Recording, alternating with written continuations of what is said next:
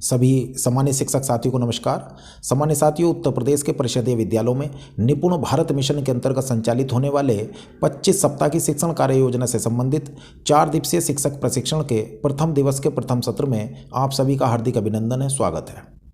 साथियों, हमारे इस कक्ष में अलग अलग प्रतिभाओं तथा गुणों वाले शिक्षक साथी उपस्थित हैं। इस कक्ष में कुशल संचालक भी हैं, अच्छे नेतृत्वकर्ता भी हैं, संवेदनशील भी हैं, मित्रवत व्यवहार करने वाले साथी भी हैं, कुशल प्रबंधक भी साथियों हैं और पहलकर्ता भी हैं। साथियों, जब इतनी प्रतिभाओं तथा गुणों वाले शिक्षक साथी एक साथ इस कक्ष में उपस्थित हैं तो साथियों, निसंदेह इस प्रशिक्षण में हम सभी को एक दूसरे से बहुत कुछ सीखने को प्राप्त होगा। कुछ निवेदन के साथ इस सत्र को हम प्रारंभ करते हैं। कृपया अपना मोबाइल फ़ोन आप साइलेंट मोड पर रखें और समय प्रबंधन का ध्यान रखें। समूह कार्य में सभी साथियों को प्रतिभाग करना अनिवार्य है। एक समय में केवल एक प्रतिभागी बोलें, सभी साथियों की सक्रिय सहभागिता उसमें हो और पूरा प्रयास करें कि आपके प्रश्न संबंधित विषय आधारित हों। अपने साथियों को आप ध्यान से पूरा सुनिए और उसके बाद अपना उत्तर अथवा फीडबैक दें। तो साथियों, इस सत्र में हम बात करेंगे कुछ महत्वपूर्ण प्रश्नों के उत्तर तथा इस पूरे प्रशिक्षण के रूपरेखा के बारे में, इस प्रशिक्षण के उद्देश्य के बारे में। जैसे साथियों, सबसे पहले हम जानने का प्रयास करेंगे कि इस प्रशिक्षण की आवश्यकता साथियों हमें क्यों पड़ी। साथियों, गत वर्ष की शिक्षक संदर्शिकाओं तथा कार्य पुस्तिकाओं को आपने देखा है। उनका विकास अधिगम क्षति को ध्यान में रखकर, अर्थात लर्निंग गैप को ध्यान में रखकर किया गया था, क्योंकि कोविड के दौरान जब बच्चे विद्यालय से दूर रहे तो उनके अंदर काफ़ी लर्निंग गैप आ गया था। साथियों, इस लर्निंग गैप को अर्थात इस अधिगम रिक्तता को दूर करने के लिए ही गत वर्ष की संदर्शिकाएं तथा वर्कबुक बनाई गई थी। आपको ध्यान है कि कक्षा 1, कक्षा 2 और कक्षा 3 तीनों ही कक्षाओं में जो संदर्शिकाएं थी उनमें सभी में वर्ण अक्षर पहचान और उनसे ब्लेंडिंग से संबंधित शिक्षण योजनाएं थी। अर्थात कक्षा 2 और कक्षा 3 में भी वर्ण अक्षर की पहचान और उनकी ब्लेंडिंग से संबंधित शिक्षण योजनाएं उसमें दी गई थी। और साथियों, उन गत वर्ष की संदर्शिकाओं तथा कार्यपुस्तिकाओं के बारे में जानकारी देने के लिए गत सत्र में आपका प्रशिक्षण भी हुआ था। साथियों, अब जो नवीन संदर्शिकाएं तथा कार्यपुस्तिकाएं बनी हैं वे लर्निंग गैप के आधार पर नहीं बनाई गई हैं, बल्कि कक्षा अनुरूप शिक्षण के आधार पर बनाई गई हैं। साथ ही इस बार की जो नई संदर्शिकाएं तथा कार्यपुस्तिकाएं हैं उनको पाठ्य पुस्तक से भी मैप करने का प्रयास किया गया है। तो साथियों, ऐसी स्थिति में हमारे शिक्षक साथियों को इन नई संदर्शिकाओं तथा कार्यपुस्तिकाओं के बारे में पूरी जानकारी हो सके, ताकि वे अपने शिक्षण के दौरान इन संसाधनों का अच्छे से प्रयोग कर पाएँ। पूरे सत्र की अकादमिक रणनीति की हमारे शिक्षक साथियों को जानकारी हो। इसके साथ ही गत सत्र के सापेक्ष बच्चों के आकलन में क्या इस बार बदलाव हुआ है, इस बार की संदर्शिकाओं में पुनरावृत्ति में क्या बदलाव हुआ है, रेमेडियल कार्य में क्या बदलाव हुआ है, उसके बारे में भी हमारे शिक्षक साथियों को पूरी जानकारी हो सके। तो साथियों, इस हेतु यह 4 दिवसीय शिक्षक प्रशिक्षण आपका रखा गया है। साथियों, प्रशिक्षण की आवश्यकता जानने के पश्चात अब बढ़ते हैं हम दूसरे बिंदु की ओर। अभी मेरे द्वारा भी आपने साथियों सुना और अन्य के द्वारा भी आपने सुना होगा। खुद आपने कार्यपुस्तिकाएं और संदर्शिकाएं देखी भी हैं और यह पाया है कि संदर्शिकाओं तथा इन नई कार्यपुस्तिकाओं को पाठ्य पुस्तकों के साथ मैप किया गया है। तो क्या पाठ्य पुस्तक की सभी दक्षताओं की 100% मैपिंग इन संदर्शिकाओं तथा कार्यपुस्तिकाओं के साथ की गई है अथवा नहीं साथियों? इसके बारे में साथियों मैं बताना चाहूँगा कि पाठ्य पुस्तक की सभी दक्षताओं की मैपिंग इन संदर्शिकाओं तथा कार्यपुस्तिकाओं के साथ साथियों नहीं की गई है, क्योंकि जब साथियों ये पाठ्य पुस्तक बनाई गई थी उस समय NEP अर्थात राष्ट्रीय शिक्षा नीति 2020 नहीं आई थी। ये हमारी पाठ्य पुस्तकें राष्ट्रीय शिक्षा नीति के बनने से पहले ही बनी थी। इस कारण साथियों पाठ्य पुस्तकों में बहुत सी दक्षताएं अलग हैं और उनकी रेंज भी बहुत ज़्यादा है। ऐसे में जहां मैपिंग संभव हो पाई है वहां मैपिंग की गई है, अन्यथा साथियों निपुण लक्ष्यों को प्राथमिकता दी गई है। जबकि ये जो संदर्शिकाएं और कार्यपुस्तिकाओं का निर्माण हुआ है ये राष्ट्रीय शिक्षा नीति तथा NCF FS 2022 के बाद हुआ है। तो इस कारण साथियों राष्ट्रीय शिक्षा नीति में और NCF में जो भी सुझाव दिए गए हैं उन सुझावों को इन संदर्शिकाओं तथा इन कार्यपुस्तिकाओं में तो समाहित किया गया है, लेकिन पाठ्य पुस्तकों में समाहित नहीं है। और जितना भी संभव हो पाया है साथियों इन संदर्शिकाओं, इन कार्यपुस्तिकाओं को पाठ्य पुस्तक से मैप करने का प्रयास किया गया है, लेकिन पाठ्य पुस्तकों का निर्माण राष्ट्रीय शिक्षा नीति से पहले होने तथा इनमें दक्षताओं की अधिक रेंज होने के कारण पाठ्यपुस्तक की 100% दक्षताओं की मैपिंग इन संदर्शिकाओं के साथ साथियों नहीं है। केवल अधिकतम मैपिंग करने का साथियों प्रयास किया गया है। साथियों, सदन से आए इस तीसरे प्रश्न पर भी बात कर लेते हैं कि प्रशिक्षण इतना देरी से क्यों हो रहा है, जबकि सत्र तो साथियों पूरा समाप्त हो चुका है, निकल चुका है लगभग। साथियों, बताना चाहूँगा कि प्रशिक्षण निश्चित रूप से साथियों ये पहले ही होना था, किंतु पिछले साल के प्रशिक्षण का फीडबैक जब ऊपर गया तो उसमें साथियों यही बात रही कि प्रशिक्षण सामग्री अर्थात शिक्षक संदर्शिकाएँ और कार्यपुस्तिकाएँ प्रशिक्षण लेते समय यदि शिक्षकों के पास हार्ड कॉपी में रहें तो शिक्षक साथी प्रशिक्षण के 100% उद्देश्यों को प्राप्त करेंगे और शिक्षक साथियों को चीज़ें सभी आसानी से समझ में आ भी पाएंगी और वह अपने शिक्षण के दौरान उनका अच्छे से प्रयोग कर पाएंगे।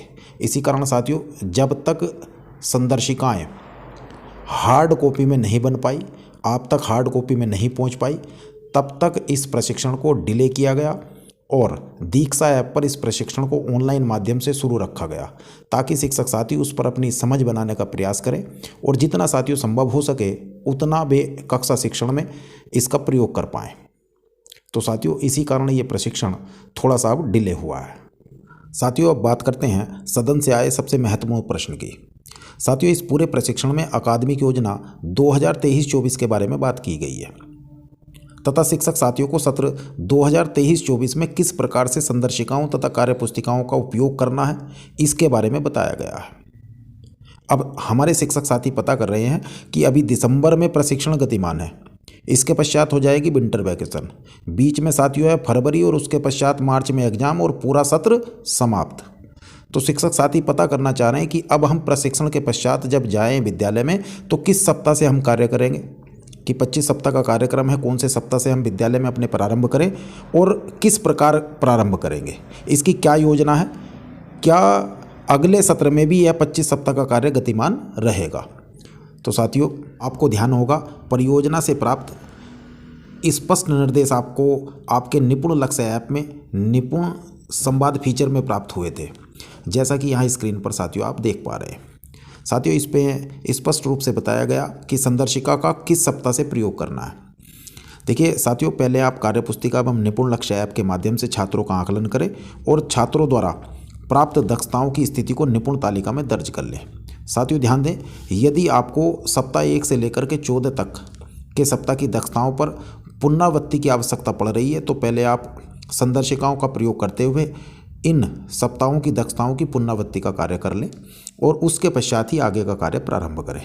और यदि साथियों ऐसा नहीं है, बच्चे आपके 14 सप्ताह तक की दक्षताओं को जानते हैं जब तक नेट परीक्षा हुई थी, यदि इतनी दक्षताओं को आपके बच्चे जानते हैं तो फिर आप इससे आगे के सप्ताह पर शिक्षक संदर्शिकाओं में दी गई शिक्षण योजना के अनुसार साथियों कार्य करें। और यदि ऐसी भी स्थिति आपकी नहीं है तो साथियों यहाँ पर मैं सरल भाषा में कहूँ कि आप अपनी कक्षा का आकलन कर लें और चेक करें कि आपकी कक्षा के अधिकतम बच्चे किस सप्ताह की दक्षता पर है। आप सबसे पहले उस सप्ताह तक की दक्षताओं की सभी बच्चों की पुनरावृत्ति करा दें और उसके पश्चात रेमेडियल करा दें। उसके पश्चात सभी बच्चों के साथ आगे के सप्ताह पर आप कार्य प्रारंभ कर दें। साथियों, जब तक कोई आदेश प्राप्त नहीं होता है तब तक आप अगले सत्र में 1 अप्रैल से भी यही 25 सप्ताह का कार्यक्रम शुरू से गतिमान रखें। और रही बात कार्यपुस्तिकाओं की, तो जब तक कार्यपुस्तिकाएं प्राप्त नहीं हो पाती हैं बच्चों को, तब तक आप बच्चों को यह कार्यपुस्तिकाओं से संबंधित गतिविधियों का कार्य उनकी कॉपी पर करवाने का प्रयास करें। उम्मीद है साथियों अगले सत्र में कार्यपुस्तिकाएं शीघ्र ही प्राप्त हो जाएंगी। साथियों, अब बात कर लेते हैं इस पूरे प्रशिक्षण की रूपरेखा क्या है, अर्थात इस पूरे प्रशिक्षण में हमें किन किन बिंदुओं पर समझ बनानी है। साथियों, यदि संक्षिप्त में कहूँ तो इस पूरे प्रशिक्षण में हमें भाषा शिक्षण से संबंधित अकादमिक योजना और गणित शिक्षण से संबंधित अकादमिक योजना के बारे में जानना है। साथियों, पहले 2 दिनों में हम भाषा शिक्षण से संबंधित एकेडमिक स्ट्रेटेजी पर बात करेंगे और उसके पश्चात तीसरे और चौथे दिन हम गणित शिक्षण से संबंधित स्ट्रेटेजी को जानेंगे। साथियों, पहले दिन देख लेते हैं कौन कौन से बिंदुओं पर हम बात करेंगे। जो पहला दिन है उसमें हम बात करेंगे कि गत सत्र जो 2022-23 में आपने संदर्शिकाओं और कार्यपुस्तिकाओं के माध्यम से कक्षा में बच्चों को पढ़ाया तो आपके अनुभव कैसे रहे, इन संदर्शिकाओं को प्रयोग करने में आपके अनुभव कैसे रहे हैं, इस पर साथियों हम बात करेंगे। इसके बाद पहले दिन बात करेंगे हम NCF अर्थात राष्ट्रीय पाठ्यचर्या की रूपरेखा 2022 अर्थात NCF FS 2022 के बारे में। आपको जानकारी होगी साथियों कि NCF FS 2022 के महत्वपूर्ण सुझावों को इन संदर्शिकाओं, इन कार्य पुस्तिकाओं में समाहित किया गया है। तो साथियों इस पर भी हम बात करेंगे। तीसरा हम इसमें बात करेंगे साथियों भाषा के संबंध में कि भाषा की 2023-24 की वार्षिक रणनीति को समझेंगे। इसके पश्चात भाषा की शिक्षक संदर्शिका की समग्र समझ पर हम अपनी समझ बनाने का प्रयास करेंगे और इसके पश्चात भाषा के पहले कालांश की रणनीतियाँ क्या होंगी, शिक्षण योजनाएं क्या होंगी। भाषा के दूसरे कालांश, अब देखिए दूसरे दिन बात करेंगे हम भाषा के दूसरे कालांश की रणनीतियाँ और शिक्षण योजनाओं की। उसके पश्चात भाषा के तीसरे कालांश की रणनीतियाँ और शिक्षण योजनाओं की। और उसके पश्चात भाषा से संबंधित देखिए आकलन हमें कैसे करना, और उसके पश्चात उपचारात्मक शिक्षण अर्थात रेमेडियल की क्या योजना रहेगी। इन 2 दिनों में साथियों हम इस प्रकार से भाषा पर बात करेंगे। इसके पश्चात जो तीसरा दिन होगा उसमें हम बात करेंगे गणित से संबंधित, गणित शिक्षण का उपयुक्त दृष्टिकोण NCF 2022 के अनुसार। और उसके पश्चात 2022-23 की अकादमिक योजना गणित के संबंध में बात करेंगे। वार्षिक योजना के लिए संसाधनों को जानना और समझना, इस पर बात होगी। और स्वयं निर्मित और परिवेशी सामग्री का उपयोग कैसे करना, इस पर बात होगी। अनुदेशात्मक कार्य की क्या रणनीति है गणित में समेकन और आकलन की क्या रणनीति है, इस पर बात करेंगे। इसी प्रकार से साथियों गणित में रेमेडियल और साप्ताहिक पुनरावृत्ति की क्या रणनीति है, इसको हम जानेंगे। साथियों गणित में साप्ताहिक शिक्षण योजना का समेकन कैसे करना, इस पर बात होगी। और अंत में साथियों बहुकक्षीय शिक्षण योजना कैसे संचालित करनी है, इस पर बात होगी। और अंत में कक्षा 4 और 5 की क्या रणनीति भाषा और गणित के संदर्भ में रहेगी साथियों। तो इस प्रकार से ये प्रशिक्षण की रूपरेखा है साथियों। हम 4 दिनों में इन सभी बिंदुओं पर बात करने का प्रयास करेंगे। इसके साथियों प्रशिक्षण के दौरान कुछ चर्चा के अन्य बिंदु भी रहेंगे, जैसे कि सामाजिक एवं भावनात्मक विकास, इस पर बात होगी। कक्ष प्रबंधन पर बात होगी। बच्चों को अभ्यास के जो अधिक से अधिक मौके दिए जाएं, इस पर बात होगी। कक्षा में घर की भाषा का प्रयोग कैसे किया जाए, सकारात्मक और सुधारात्मक सुझाव कैसे दिए जाएं, जोड़ियों और समूह में कार्य करने का क्या महत्व है, सहभागिता पर बात होगी। और प्रभावी शिक्षण प्रक्रिया पर बात होगी।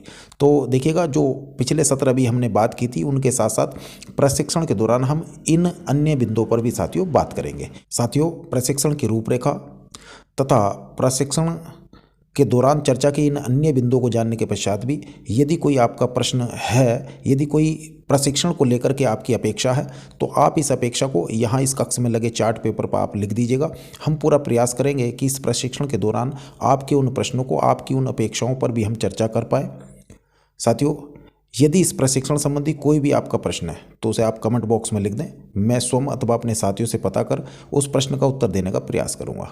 सम्मानित साथियों इस पूरे प्रशिक्षण की वीडियो बनाने का मेरा उद्देश्य है कि इस प्रशिक्षण को देने वाले संदर्भदाताओं का मैं संभव सहयोग कर पाऊं, और इसके साथ ही इस प्रशिक्षण को लेने वाले शिक्षक साथियों को प्रशिक्षण लेने के बाद में जब भी किसी बिंदु पर जानकारी लेनी हो तो वह इन वीडियो के माध्यम से इस प्रशिक्षण संबंधी जानकारी को प्राप्त कर सके। साथियों यदि आप सभी का सहयोग प्राप्त हुआ तो मैं इस प्रशिक्षण के सभी सत्रों पर वीडियो बनाने का प्रयास करूँगा। आप सभी वीडियो के नोटिफिकेशन प्राप्त करने के लिए चैनल को सब्सक्राइब करने के पश्चात नोटिफिकेशन बेल को भी प्रेस कर लें।